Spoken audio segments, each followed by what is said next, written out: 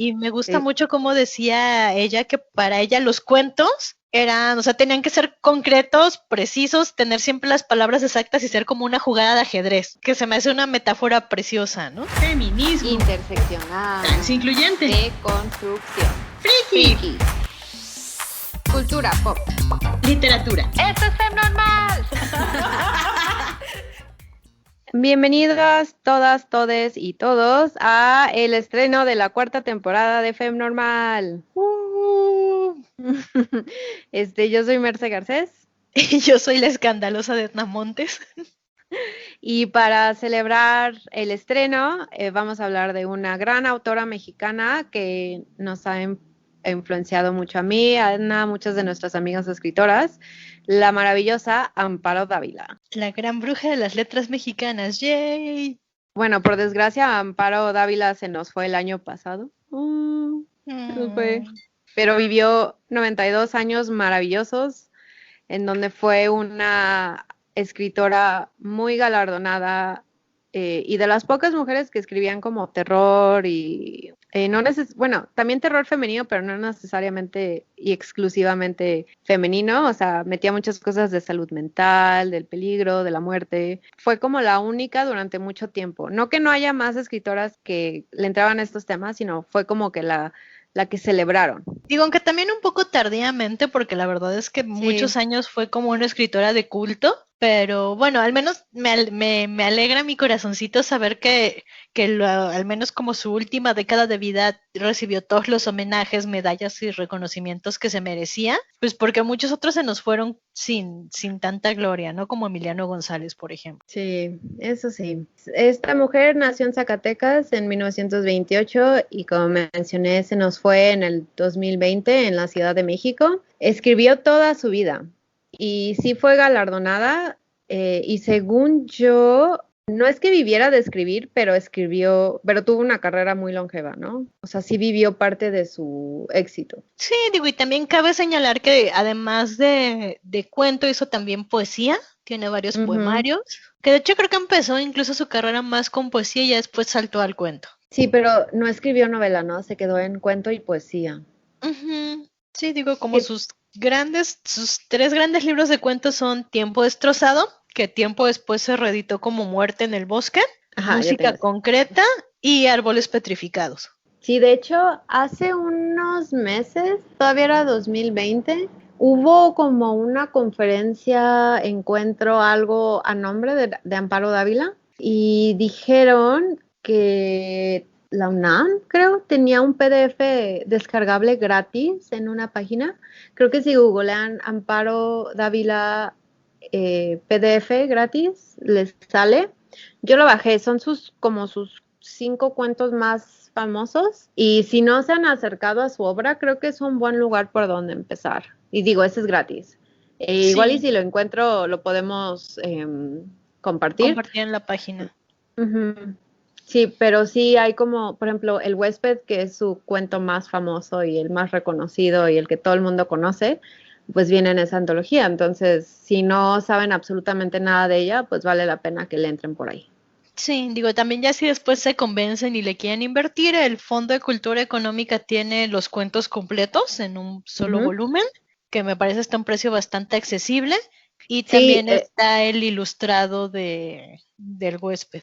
Sí, de hecho yo justo el año pasado compré el de la antología de Muerte en el Bosque, porque estaba súper barato, la verdad. Fondo normalmente tiene precios accesibles y también tiene como muchas ofertas y ventas especiales y todo eso. También cabe mencionar que por ejemplo, le dieron el premio, la medalla Bellas Artes en el 2015 por toda su trayectoria. Y ahorita el gobierno sigue sacando convocatoria para el premio Bellas Artes de cuento Amparo Dávila. O sea, específicamente sobre su género, que es como todo esto del terror y lo sobrenatural y eso. Y como que está muy, muy padre que al menos en su honor se siga como dándole un lugar a la ficción especulativa que generalmente se queda rezagada. Sí, porque además, digo, en su momento, antes de que fuera como de Bellas Artes o algo así, hubo unos cuantos años que existió como tal el concurso de cuento Amparo Dávila. Que no son los mismos, no se confundan. Sí, no son los mismos. Y creo que como el de cuento Amparo Dávila ya no se ha hecho, desde hace unos años, pero bueno, era una convocatoria muy importante también, ¿no? Y que fue como una de las cosas que volvió a poner a Amparito en el foco para que todos pudiéramos adorarla como se merece. Ay, sí, la verdad es que sí es muy buena. Bueno, obviamente es de nuestras consentidas porque pues toca todos estos temas y ponía el foco en protagonistas femeninas que no es que no se hiciera, pero que como que no se tomaba mucho en cuenta, ¿no? O sea, era una mujer escribiendo mujeres y terror que nosotras podemos entender muy bien y como que sí causó revuelo.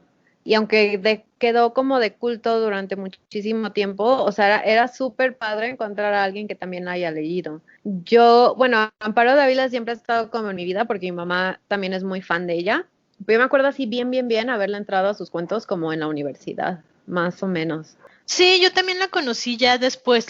Una cosa que lamento mucho porque creo que, digo, qué bueno que la conocí, independientemente, pero justo me habría gustado que tuviera más difusión y haberla conocido mucho antes. Sí, la verdad es que sí, como que la tenían muy abandonada durante mucho tiempo. Y eso es lo triste porque, bueno, al menos ahorita que hay como este furor por redescubrir autoras y darle su lugar a diferentes latinas que siempre han existido, pero que como que siempre hemos ignorado, ¿no? Como este proyecto de la UNAM de Vindictas, creo que se llama. Y aunque Amparo Dávila siempre estuvo presente, la ignoramos durante mucho tiempo. Y no es que no le hayan dado su lugar, porque como dice Edna, ya al final de su vida, pues ya la homenajearon, ¿no? Y le dieron todo lo que se merecía. Pero aún así siento que no se promueve su obra como debería. Sí, y durante buena parte de, digamos, de nuestra vida no se hizo, ¿no? Porque, por ejemplo, por Árboles Petrificados en el 77 le dieron el premio Javier Villarrutia, que bueno, para los y las que no están en este mundito de la literatura, es uno de los premios más importantes que hay en el país, te cuento. Te cuento. Para ubicarlos un poco en el tiempo entre estos años 60, 70, estamos hablando de estos grandes booms de la literatura mexicana, donde Amparo Dávila era contemporánea de Rulfo, de Elena Garro, de... se me fue su nombre. El de Tapiocaín, que también hace mucho terror y fantástico. Estoy viendo su cara. Estoy viendo su cara en mi mente. Espera, San Google nos va a sacar de esta. Así, lapsus brutus. Francisco Tario. Ya me acordé, era Francisco Tario. Ok. Y así es como la gente que escucha este podcast se da cuenta que a veces se nos van en vivo las referencias también. No, está bien, es que sí, suele suceder. A veces tenemos demasiada información que se nos pierden por ahí. Yo la verdad soy súper mala para las caras y los nombres, o sea, como que para empatar caras y nombres se me van bien cabrón. Sí, no, yo solo la neta es que a veces siento que tengo tantas referencias en mi cerebro que a veces, o sea, la mayoría de las veces las puedo sacar, pero a veces se me escapa una y es como, no, tengo el archivo perdido en mi cerebro.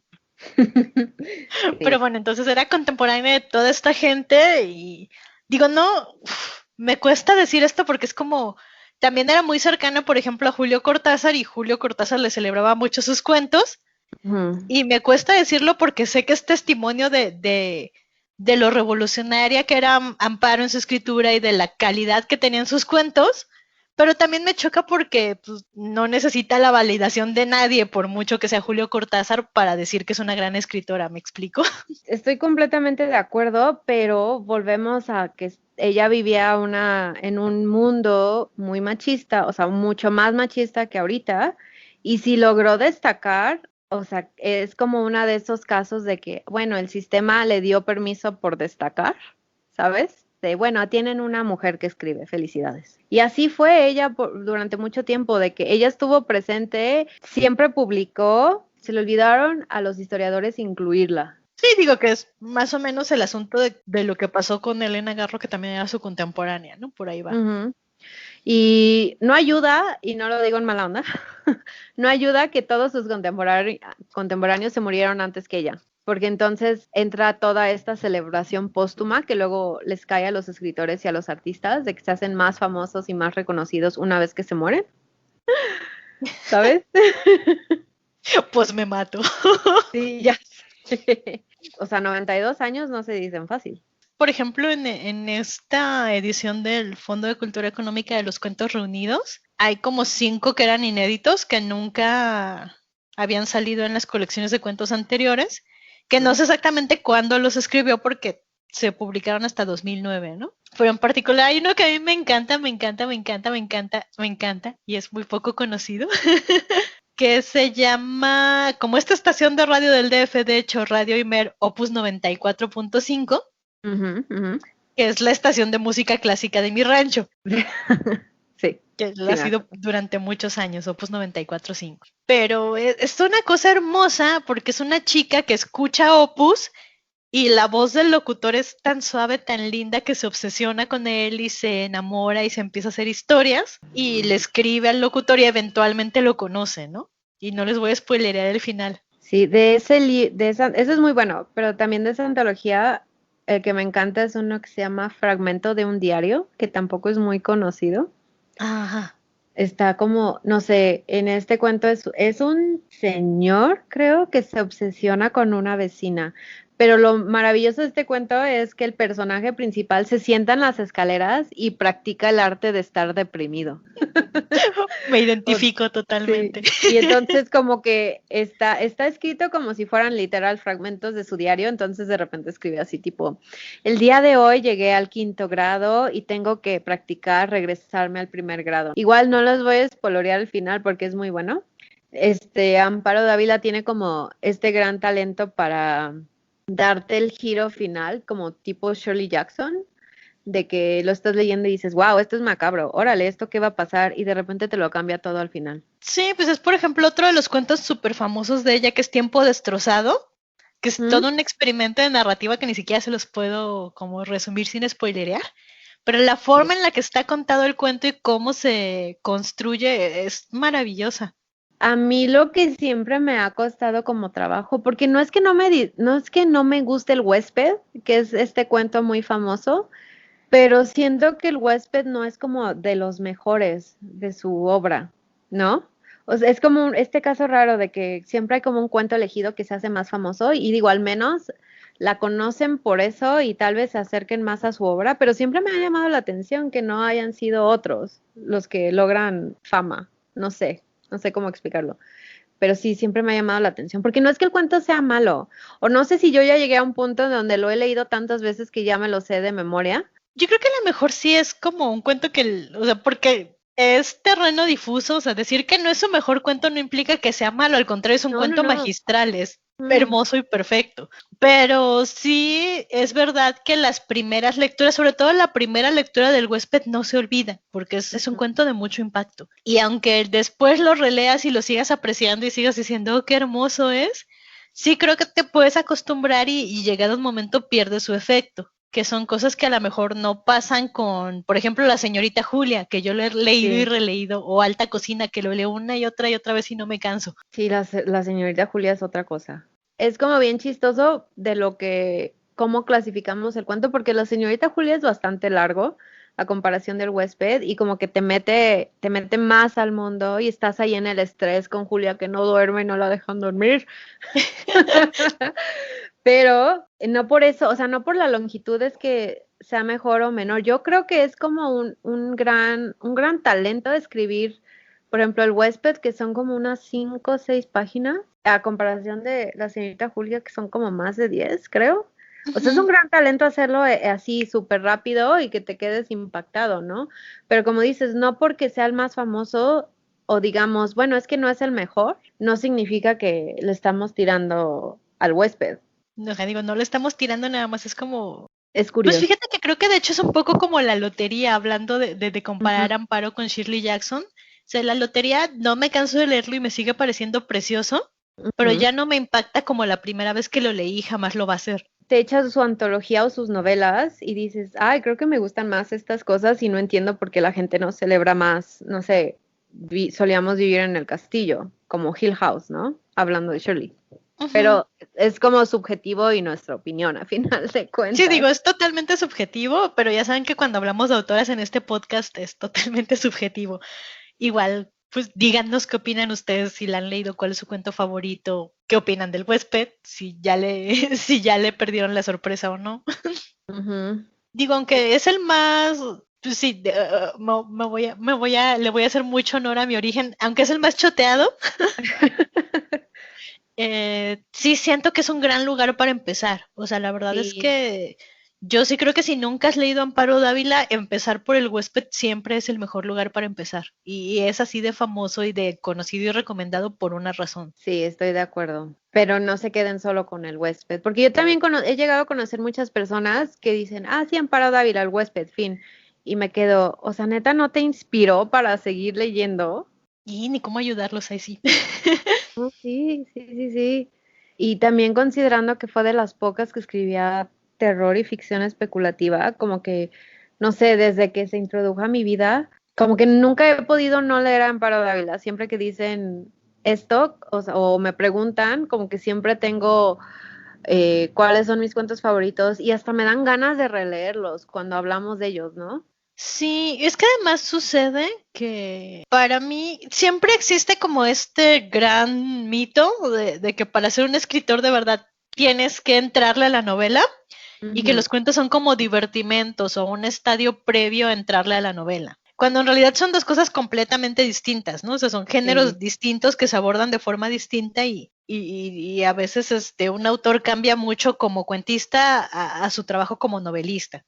Sí, Que es, es un por ejemplo, a arte. mí lo que me pasa con Samantha Schweblin, ¿no? Que siento que sus novelas son muy, muy diferentes a sus cuentos, a pesar de que es la misma autora. Sí, de acuerdo. Es que a mí lo que me encanta de Amparo es que es muy minuciosa con sus cuentos, o sea, ninguno tiene nada de más, ni una sola cosa de más, es como este artefacto de relojería perfectamente armado, que Ujú, si dura 6 páginas por una razón, y si dura 15 por una razón, ¿no? sí, Y me gusta sí. mucho como decía ella que para ella los cuentos eran, o sea, tenían que ser concretos, precisos, tener siempre las palabras exactas y ser como una jugada de ajedrez, Ujú. que se me hace una metáfora preciosa, ¿no? Y también ella solía comparar mucho el cuento con una caja de Pandora, porque decía que era inagotable y cualquier cosa podía salir de un cuento una vez que lo empezabas a escribir. Y como que ese enfoque a la escritura y a la literatura se me hace muy bello. Sí, a mí siempre lo que me ha encantado es que es una escritora que sus cuentos se prestan a interpretaciones, ¿no? Igual y yo lo leo y tú lo lees y las dos le encontramos cosas diferentes, ¿no? O tú cachas las pistas o yo no.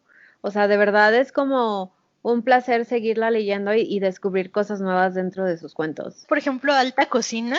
Ujú. O sea, yo sé que en ese cuento realmente se está hablando de un guiso real de algo que se cocina. Nunca he sabido qué es, solo sé que hay gente que sí sabe qué es lo que se cocina en alta cocina. Que dicen saber qué es según su interpretación y el O hambre que dicen, tienen cuando lo leen. sí, no sé, digo, la verdad es que sí hay que, o sea, he pensado en miles de cosas, ¿no? He pensado que podría ser, pues, estas cosas que, ok, suena muy mal, estas cosas que están vivas cuando las cocinas, tipo los gusanos de maguey o las Ajá. langostas, pero nunca lo he sabido a ciencia cierta. Si alguien sabe qué cocinan en alta cocina, díganos, pero tampoco necesito saber, o sea, sé que si lo Ujú. googleara, Ajá. probablemente llegaría a una respuesta, pero no, la verdad es que no necesito saber, o sea, el cuento para mí es perfecto como está, no necesito saber qué se cocina o no. Cuando googleas es como una trampa, ¿no? Porque te estás abriendo a las interpretaciones de otras personas, pero también lo chido de estos cuentos es que te puedes quedar con la tuya y como dices, pues realmente no necesito saber. Para mí, o sea, lo que se cocina en alta cocina, fíjate que antes hubo una época donde pensaba que eran como ¿sabes? ¿Ubicas el gumbo de Ajá, la comida africana? ajá. Algo así, como que tiene tantas cosas que es, o sea, es la suma de sus partes, Ujú. pero luego decía, bueno, puede que no, porque esa es mi interpretación. Pero me gusta que se quede con esa interpretación, porque es como lo rico de los cuentos de Amparo Dávila. O sea, puede ser varias cosas, pero el final siempre es contundente, ¿no? Sí, no, y es como el gran misterio, ¿no? Como Ujú. nadie se pone de acuerdo hasta la fecha qué es el huésped. Sí, ya sé. Y ¿Sabes está qué hubo? perfecto, o sea, me gusta esta obra de misterio. Ujú. Hubo una época donde yo pensaba que era un niño salvaje, porque como que yo tengo serios problemas con los niños, o sea, los niños chiquitos, y como que me gusta esa idea de que sea un niño salvaje. O sea, hay gente que dice que es un alien, que es un animal, no sé, pero está chido no saber. No, y me gusta el final de que, y llegó el marido y le dijimos así de, lo matamos con toda la felicidad del mundo. Y tú así de, señora, no ande diciendo esas cosas en público, la van a meter en la cárcel.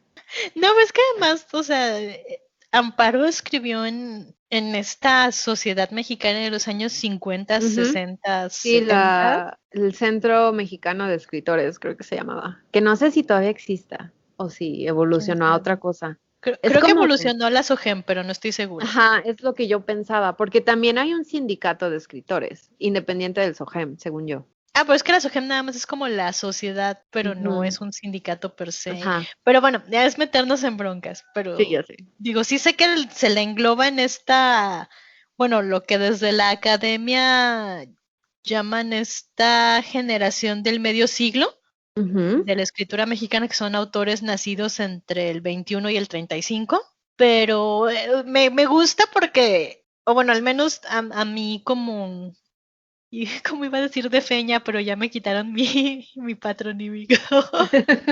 No, siguen siendo de feñas.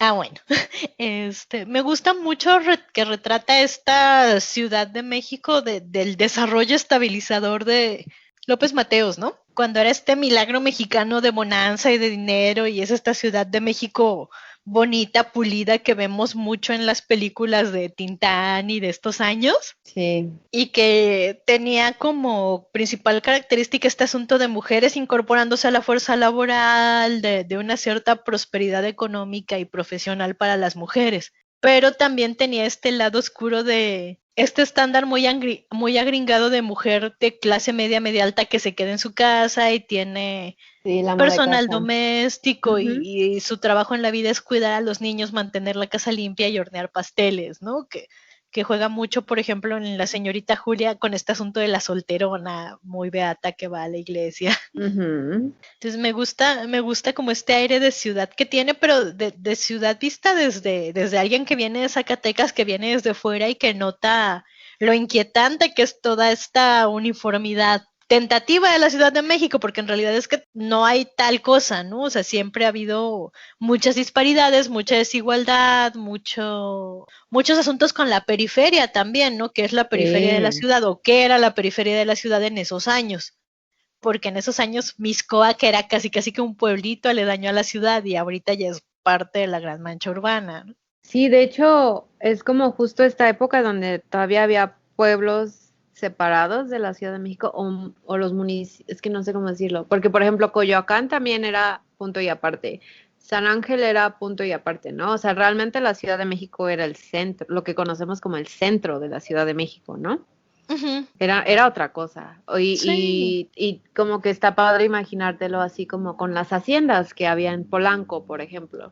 O sea, a Sí, ella no, le y tocó vivir eran todo estos eso. años en los que, por ejemplo, las lomas de Chapultepec apenas eran un proyecto de construcción, ¿no? Y el bosque de Chapultepec era, pues más o menos lo que hasta hace unos años me parece era el bosque de la primavera para Guadalajara, Ujú. que es como Sí, este era gran salvaje. bosque a las afueras, ajá, A las afueras.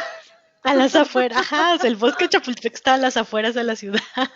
Sí, y por ejemplo, los viveros de Xochimilco estaban lejísimos. No, sí, era otra cosa, Digo definitivamente. que aunque retrata como esta ciudad de ese entonces, también creo que otra de las grandes cosas es que sigue muy vigente. O sea, no es Ujú. como que si bien el ambiente es de esa época, si tú lees ahorita a la señorita Julia o cualquiera de los cuentos de Amparo, se sigue sintiendo muy vigente. O sea, su manera de retratar como este terror cotidiano y los problemas de salud mental y también como el miedo que tenían o el peligro que podían sufrir las mujeres, que es muy actual también, ¿no? Sí, creo que es muy loable porque justo en su generación había pocas mujeres escritoras reconocidas que hablaran desde la perspectiva fantástica Ujú. o especulativa y desde la visión femenina de las cosas, ¿no? Porque para mí Amparo creo que es tan cercana y tan maravillosa porque está obsesionada con la locura y la muerte, que son dos de los temas Sí. que me obsesionan mucho a mí como escritora todo el tiempo, y los trataba de formas espectaculares, ¿no? O sea, estos pequeños detonantes cotidianos de la locura. Sí, es como muy impresionante ver lo vigente que sigue siendo su obra. Bueno, impresionante y triste también, porque muchas veces cuando nos toca redescubrir estas escritoras y ver que la mayoría de su obra se escribió entre los 50 y los 70, como que te enfrenta a la realidad de que realmente no hemos avanzado lo suficiente. Sí, digo, es como una tara con la que seguimos cargando. Uh-huh. Bueno, lo que me encanta de la obra de Amparo es que sí logró ver su éxito, aunque haya sido de culto, o sea, siempre tuvo lectores, siempre había gente que estaba atenta a lo que estaba haciendo Amparo Dávila, siempre fue se hizo como un tipo de madrina dentro de las letras mexicanas, ¿no? Sí, también creo que es, por lo menos para mí cuando la descubrí y leí sus primeros cuentos, era como muy validador. En el aspecto de si hay literatura inquietante y del terror y especulativa que se hace desde México, desde contextos mexicanos además, ¿no?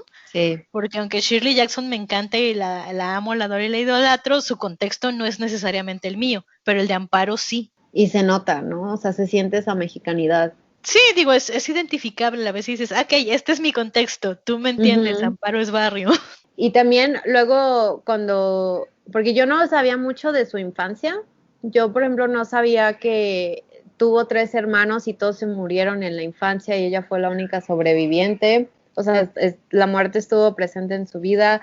Luego de Zacatecas se fue a San Luis Potosí para estudiar la primaria y secundaria y luego se vinieron a la gran capital.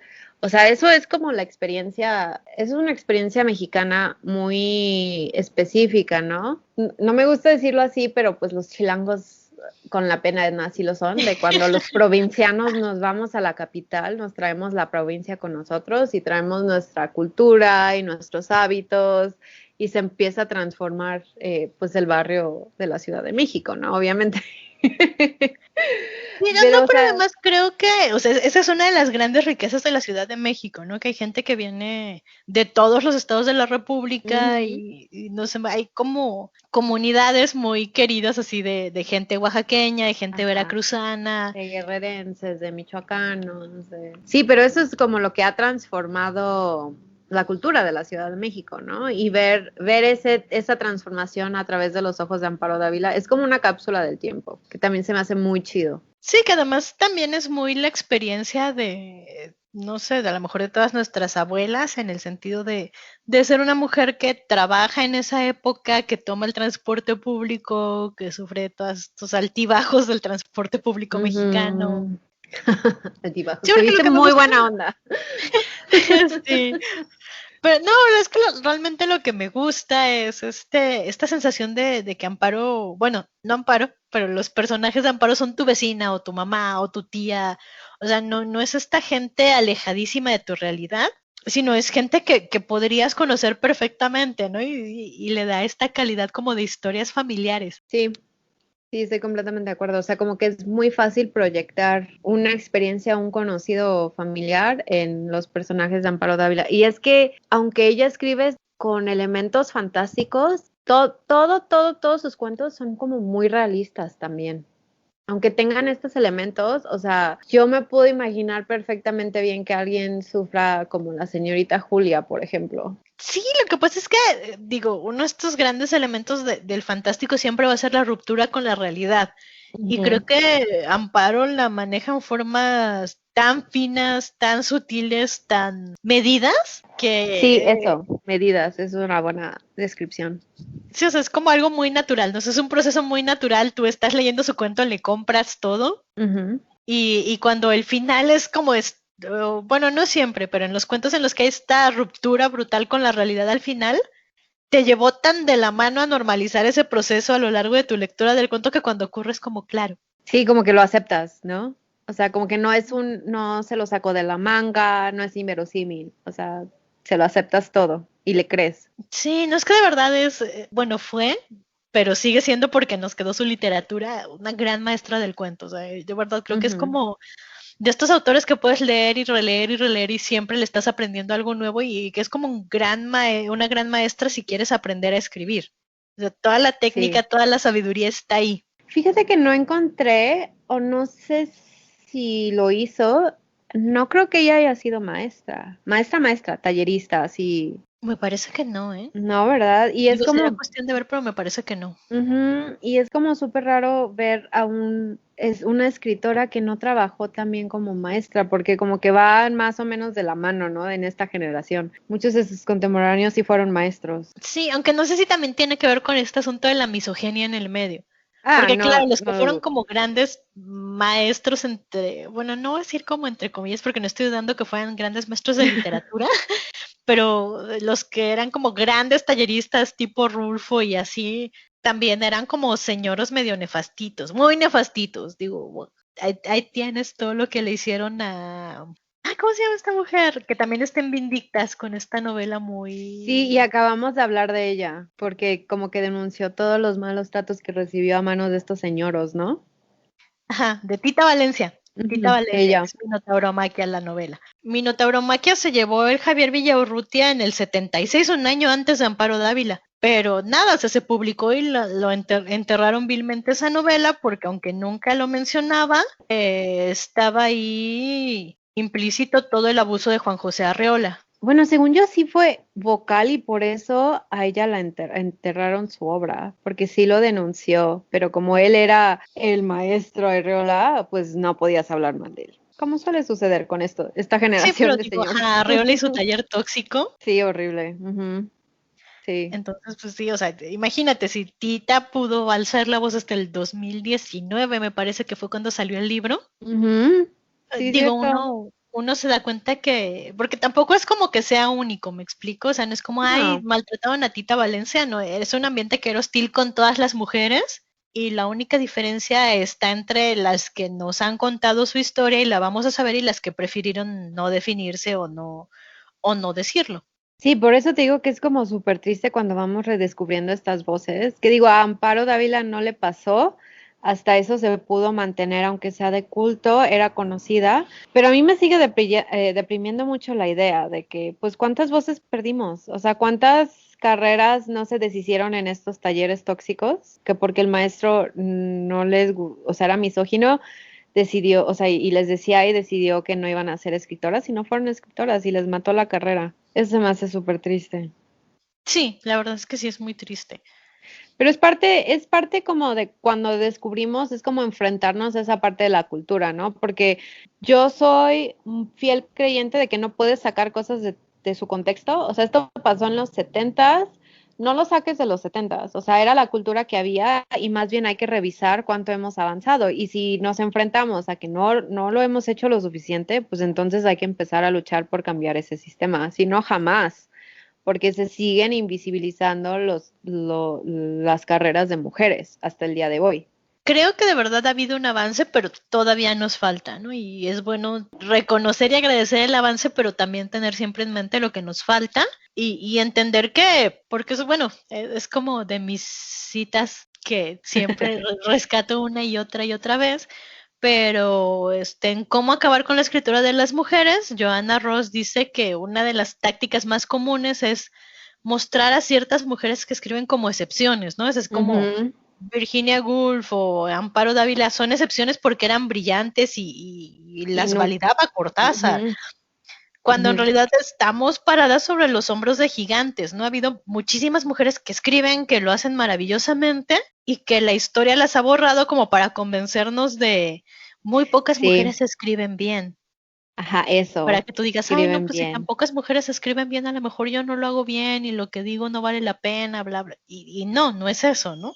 Pues No, es el ambiente el que nos engaña a creer eso para que haya menos mujeres que se atrevan a decir, bueno, yo voy a escribir, tengo cosas que decir, valen la pena y en tu cara patriarcado. sí, y también es como un arma de doble filo con la carrera de Amparo Dávila, porque ella es súper talentosa, sí, sí lo fue y sí lo sigue siendo y lo será por siempre. Tiene una súper técnica, logró crecer como escritora y todo eso es válido, pero luego le sumas esta parte de que, bueno, nos dejaron conocerla, ¿no? Fue la que se les filtró por las grietas o la elegida para hacernos creer que no todas las mujeres podemos escribir bien. Y es como súper conflictuante ver esas dos caras en su carrera, ¿no? Porque como dices, bueno, Julio Cortázar no necesitaba su permiso, pero el hecho de que Julio Cortázar la haya elegido a ella fue lo que le ayudó a la carrera, para que no se nos perdiera. Si no, imagínate un mundo en donde cuando se murió Amparo Dávila en el 2020 apenas estuviéramos descubriendo su obra. O sea, no me puedo imaginar ese mundo. No, y me alegra no tener que hacerlo. Sí, ya sé. Y además, bueno, es el asunto es ese, ¿no? O sea, talento hay que la academia o el patriarcado o lo que fuere usar a unas pocas mujeres tipo Rosario Castellanos y Amparo como ejemplos de las pocas que escriben bien, tampoco es culpa de ellas, ¿no? O sea, No, es el sistema que les tocó vivir, o sea, y así como nosotras seguimos en esta lucha, o sea, no me puedo ni siquiera imaginar las murallas que tuvieron que subir esas mujeres para poderse mantener visibles. O sea, si nosotros lo estamos viendo con ojos modernos, es como muy difícil imaginarte por lo que tuvieron que luchar también. sí, y además me parece maravilloso y loable, ¿no? O sea, qué bueno que aunque hayan sido pocas, lograron ganarle al status quo y estar ahí. Ah, justo una de estas cosas, hablando de verlo con ojos modernos, siempre me fascinó pues esta forma en la que Amparo contaba su propia vida porque era muy consciente de cómo era el status quo, ¿no? Ella misma en muchas de sus entrevistas repetía estos datos biográficos de, yo soy de Zacatecas, me mudé a la Ciudad de México, mis hermanos murieron cuando yo era niña. Es como no tuve como la oportunidad de acercamientos muy cercanos, pero sí supe, por ejemplo, de conocidos que se la llegaron a encontrar en el DF en un súper. Ah, sí. Sí, y la señora era como, pues, maestra. Digo, tampoco era que todo el mundo la reconociera, porque esto es México, pero a mí sí me llegaron a contar que si alguien la reconocía en el súper o algo y le pedían una foto o platicaban con ella o se querían acercar de, me encantan sus cuentos, siempre incluso ya muy mayor, que iba en su silla de ruedas y todo, era muy abierta a escuchar de sus lectores y le encantaba y eso se me hace muy entrañable, muy lindo, ¿no? Entonces hay como esta hora de sencillez que es muy importante, digo, no solo porque para mí como autor es aspiracional ser así, ¿no? Ser siempre en medida de lo posible abierta con mis lectores, aunque nadie me va a reconocer en el súper. Contrasta mucho con estos grandes señoros que eran súper alzados y que no les podías ni hablar, ¿no? No les podías ni ver a los ojos y te terminaban aventando un café, ¿no? Ajá. Sí, está súper padre que, bueno, eso también habla de ella como persona, o sea, como que no se creía esta parte pretenciosa de las letras, ¿no? Porque, o sea, déjate tú que estos señoros estaban como en un pedestal, o sea, la gente los puso ahí también, ¿no? Y Amparo, o sea, se merece su pedestal y la han puesto en un pedestal, pero el hecho de que ella nunca respondiera groseramente o se la creyera así como de, pues yo soy la gran eminencia de la ficción especulativa mexicana, o sea, también habla súper bien de ella. Sí, y además creo que para mí es muy contracultural en esta época donde ella se desarrolló, que los señoros eran como estos grandes maestros en pedestal, que no te les puedes acercar, y que tienes como estos ejemplos como ella o como Carlos Monsiváis, que siempre eran muy barrio, pues, muy gentiles, muy amables. Y también creo que es lindo porque finalmente uno como escritor se debe a sus lectores, ¿no? Digo, entre ciertas normas de respeto y demás, pero es una relación de estar en casa, o al menos a mí me gustaría pensarlo así, ¿no? Que tus lectores se sientan en casa contigo y digan, ay, mira, me comprende, me puedo identificar. Creo que también habla de la época que le tocó, ¿no? Pues por lo mismo de que duró mucho tiempo como autora de culto. O sea, y no digo que no se haya merecido esta celebración de que, ay, ya llegó el maestro y le limpian el asiento cuando se va a sentar, ¿sabes cómo? O sea, como que ella estaba igual y muy consciente de que los géneros de ficción especulativa estaban rezagados y siguen rezagados muchísimo. O sea, mucha gente los ve como menores y no es cierto. El manejo que tiene Amparo Dávila para hablarnos de la salud mental a través de lo fantástico es ejemplar, o sea, y muchos y muchas podríamos aprender de ella sobre cómo expresa o cómo presenta los temas, que igual y alguien que lo hayan enaltecido muchísimo, pues como que se deja llevar por los y sentarse en los laureles en lugar de seguir desarrollando su técnica. Sí, no, y además, o sea, hay que hacer una mención honorífica a estos asuntos de la locura y cómo los menciona Amparo, considerando que en esa época todavía era muy común este asunto de la mujer histérica, ¿no? Ujú, Y no eso. quería ser la loca a la que le hicieran la lobotomía, porque nadie quiere ser la loca a la que le hacen la lobotomía. No, sí, pero por ejemplo en la señorita Julia, o sea, maneja súper bien esa tensión y ese como juego de, o sea, de verdad no sabes qué le está pasando a la señorita Julia. Alguien podría interpretar que está histérica, pero o sea, nosotras mujeres lectoras sabemos leer como que entre líneas y sabemos que es algo mayor, ¿no? O sea, ese manejo no lo hace cualquiera. Sí, no, o el que dices también de fragmentos de un diario, ¿no? Que tiene mucho que ver Ujú, con estos estados de la depresión, ujú. que digo, al contrario de la creencia popular, son muy conscientes a veces, ¿no? O sea, Sí, cuando y llevas un tiempo viviendo con depresión y tienes el tratamiento y la ayuda adecuada, tú misma te das cuenta de tus grados de depresión, de estos días terribles de ahí viene un bajón, van a pasar 3 días en los que no puedo salir de la cama. sí, y estos ejercicios con los que empiezas a entrenar tu cerebro, ¿no? De que, bueno, si estoy pasando por esto, ya sé qué puedo hacer para que mi mente no me la juegue. ¿Qué es lo que hace este chavo? Bueno, pero él hace otra cosa también. De que hace este chavo de sentarse y como practicar sus grados de tristeza. No sé, se me hace muy divertido, se me hace como muy padre. Aparte, como que me proyecto de que todos tuvimos ese momento de que pues nada más me voy a sentar aquí y voy a estar triste. Sí, total. O bueno, no sé si todo el mundo, pero a lo mejor todo el mundo con una experiencia de vida similar a la nuestra pasó por ahí. Sí, sí, y es súper padre ver cómo retrata los problemas de salud mental así tan cotidianamente, ¿no? De que, y como decías, me veo proyectada aquí está mi representación, porque yo Sí, me he pero es que sentido además así. es importante porque la salud mental es un asunto cotidiano, ¿no? O sea, no es como Ujú. ahí, un día al mes estoy deprimida y ya no pasa nada, ¿no? No, estoy deprimida el 100% de mi tiempo y mi cotidianidad depende de cómo gestiono eso. Sí, que también me hace pensar en la salud mental de Amparo Dávila, porque conoce súper bien todos estos trucos y cómo tratar la salud mental. Sí, que además está padre porque no es un asunto que salga a colación. No, O nunca, sea, ajá. mi punto es, por ejemplo, Van Gogh siempre es como, oh no, este hombre deprimido y atormentado Sí, que sufre. sí, la depresión está ligada a su imagen popular, ¿no? Ajá. Y con Ujú. Amparo no, o sea, y eso me gusta que a lo mejor uno entre líneas está asumiendo malamente que tuvo alguna de esas luchas y que no la defina. Y eso es súper valioso. Sí, porque además yo veía entrevistas con ella y ella decía, no, pues es que yo era una niña muy callada y me la pasaba leyendo y en la biblioteca de mi papá y leía, no sé, a Ujú. Poe, a Kafka, que cita como sus grandes influencias, que también habla de que se topó con una edición de la Divina Comedia que ya todavía no sabía leer, pero que es esta edición con los grabados de Doré, Ujú. que los grabados por sí mismos ya son bastante elocuentes y siniestros Sí, cuando estás en el infierno y así. Y se me hizo muy lindo porque es como sentirte en casa, ¿no? Es como, bueno, es más o menos la misma sensación que me da Mary Shelley cuando se iba a leer a la tumba de su mamá y decía, hay un lugar en el mundo para las niñas siniestras.